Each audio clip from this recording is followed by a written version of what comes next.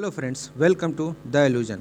इस वीडियो में हम लोग अवधान के निर्धारक का पार्ट थर्ड को देखेंगे, जिससे पहले पार्ट वन और पार्ट टू आ चुका है। आप उसको देखना चाहते हैं तो आप हमारे प्लेलिस्ट में जाएं, उसमें जाके आप हमारे पिछला लेक्चर को देख सकते हैं।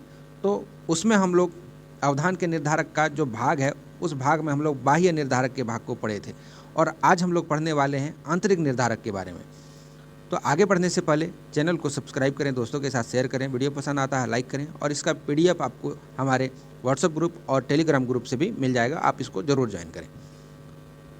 आंतरिक निर्धारक के बारे में बात करते हैं दोस्तों। तो यह किस बात से संबंधित है? तो यह आदत और अभिरुचि से संबंधित है। आपको किस चीज़ में ज़्यादा रुचि है, आपकी आदतें क्या है, आपकी अभिक्षमता क्या है, आप कितनी जो है वो ध्यान से आप किसी चीज़ को करते हैं, तो इस चीज़ पर सबसे ज़्यादा बल देता है। तो कहने का मतलब है कि जो व्यक्ति की आदत, अभिरुचि आदि जैसे कारकों से संबंधित होता है, और यह जो है वो व्यक्ति का ध्यान किसी वस्तु या उद्दीपक के प्रति ले जाने में सहायता करता है। ठीक है ना। तो इसका प्रमुख जो है कारक वो निम्न प्रकार के हैं, उसको देख लेते हैं। पहला है अभिरुचि। तो अभिरुचि, जैसे कि आपने यहाँ पढ़ा भी कि आदत और अभिरुचि यहाँ दिया हुआ है, एक आदत है, दूसरा अभिरुचि है। तो अभिरुचि को हम लोग देखते हैं। व्यक्ति को जब वस्तु में अभिरुचि होती है या अधिक अभिरुचि होती है, तो वह उस चीज़ को जल्दी समझता है या जल्दी उस पर ध्यान उसका जाता है। जैसे कि आप टीचर बनने वाले हैं, या फिर आपका नोटिफिकेशन आ गया है टीचर का, तो आप क्या किए कि आप बुक के दुकान पर गए बुक लेने के लिए। तो आपका जो ध्यान है दोस्तों, आप तो टीचर बनने वाले हैं, तो वहाँ पे बहुत सारी पुस्तक पड़ी हुई है पहले से, वो तो बेचने का काम करता है। तो हिस्ट्री का भी बुक है, ज्योग्राफी का भी है, और बहुत सारे जो है बुक वहाँ पर रखा हुआ है। तो आप क्या करिएगा कि आपका ध्यान उन सारी बुकों पर नहीं जाएगा, आपका ध्यान एक ही बुक पर जाएगा कि वो मनोविज्ञान का बुक है, वो चाइल्ड साइकोलॉजी का बुक है। तो आपका इस तरह से जो है वो इंटरेस्ट पर वो काम करता है। ठीक है ना। लेकिन उसके बगल में रखी हुई पुस्तक पर आपका ध्यान नहीं जाएगा। ऐसा इसलिए होता है क्योंकि छात्रों में मनोविज्ञान की पुस्तक की अभिरुचि होती है। जैसे कि आप जाइएगा तो आपको सबसे ज़्यादा क्या है इच्छा आपको लेने का, आपको पढ़ना क्या है, आपकी रुचि किस में है अभी, तो वो है मनोविज्ञान की पुस्तक में। किसी किसी को मनोविज्ञान पढ़ने में अच्छा लगता है, तो उसका भी ध्यान उधर केंद्रित हो जाएगा। ठीक है ना।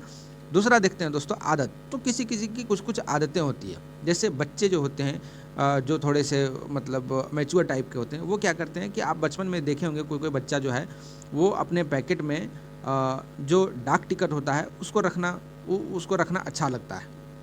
ठीक है ना। किसी किसी को पान खाना अच्छा लगता है। तो वैसे आपको पान यदि नहीं मालूम तो ये देखिए, ये पान का फ़ोटो है, मैंने लगा भी दिया आपके लिए। और ये जो है ये है डाक टिकट। ठीक है ना। तो ये डाक टिकट है, उसको ये चीज़ पैकेट में रखना। कहीं भी छोटा सा भी, कहीं भी कुछ भी देखा, तो पोस्टल ऑर्डर देखा या कुछ भी देखा इस तरह का डाक टिकट, तो वो झट से क्या करेगा, वो झट से अपने पैकेट में भरेगा या अपने पर्स में रखेगा। तो इन सभी चीज़ों को भी आदत के रूप में हम लोग रख सकते हैं। उसी तरह जिस छात्र को डाक टिकट जमा करने की आदत होती है, उसका ध्यान लिफाफे पर चिपकाए गए टिकट पर सबसे तेज़ी से जाता है।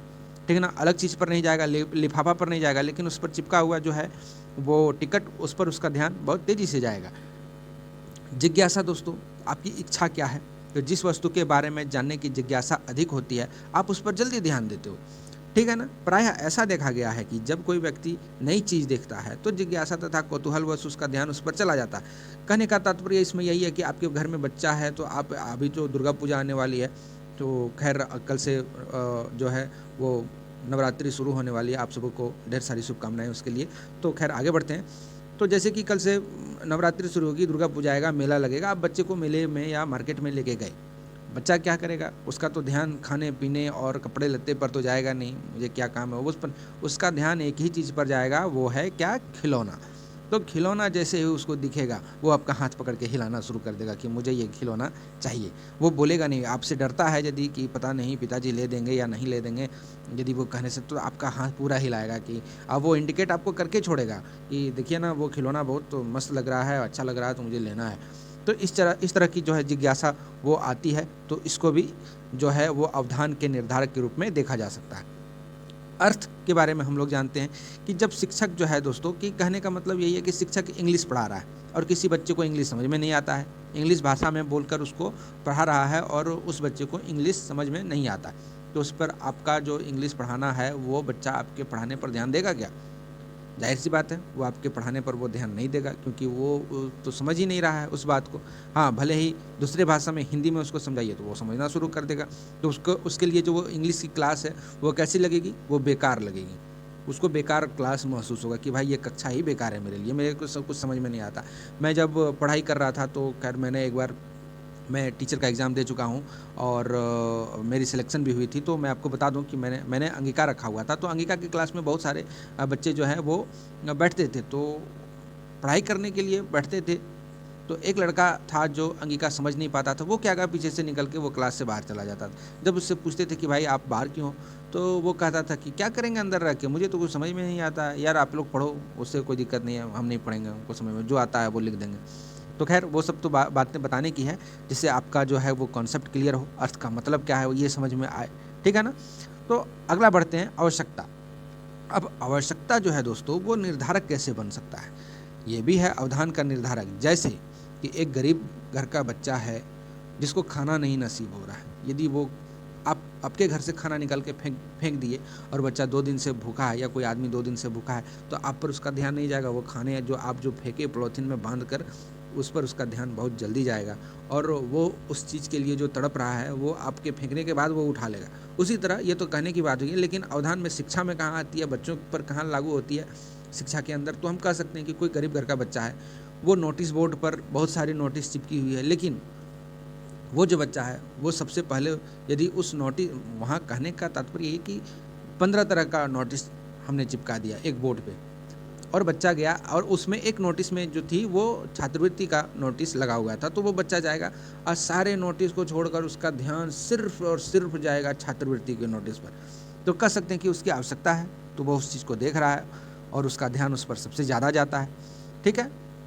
उसी तरह खेल प्रेमियों का ध्यान खेल संबंधित सूचनाओं पर भी जाता है।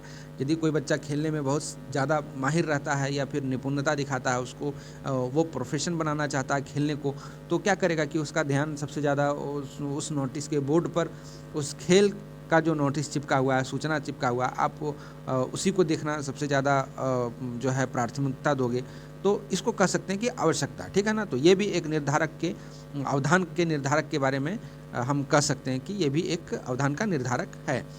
मनोवृत्ति, मनोवृत्ति आप कैसे हो, ठीक है ना, आपकी मनोवृत्ति कैसी है किसी चीज़ को लेकर। आपने मनोवृत्ति बना ली कि मुझे मैथ समझ में नहीं आता है, ठीक है ना, आपको मैथ समझ में नहीं आता या किसी बच्चे को मैथ समझ में, वो मनोवृत्ति बना मुझे तो मैं समझूंगा ही नहीं, ठीक है ना दोस्तों। वो पहले ही मन बना लिया मैं तो समझूंगा नहीं। आप उसको आप रटा के दिखाओ या बना के दिखाओ या कुछ भी करके दिखाओ, वो नहीं सीख पाएगा, वो कभी नहीं सीख सकता है। हाँ, एक तरीका है जो बच्चा मैथ सीख सकता है। ऐसे स्थिति में आप उसको इंटरेस्ट के साथ उसको सिखाओ, तो वो क्या होगा, बच्चा उस चीज़ को सीखना शुरू कर देगा और उस पर वो ध्यान देना शुरू कर देगा। ठीक, इस चीज़ के भी बारे में हम लोग बात करेंगे।